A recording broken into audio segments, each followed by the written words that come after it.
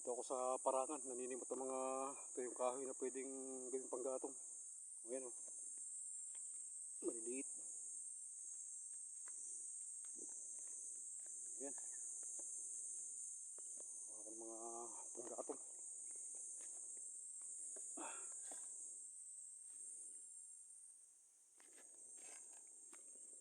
Ayan.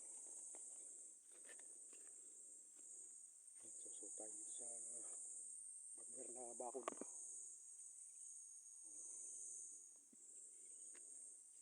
Ya. Ya.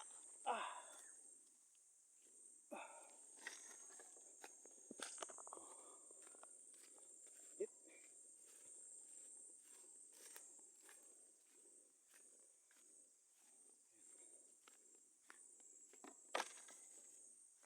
Yan sa sako.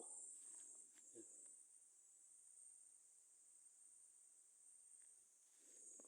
Ito yung panggatong.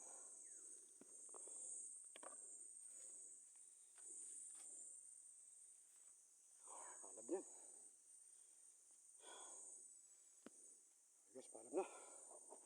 Mga palam mga ating kahoy.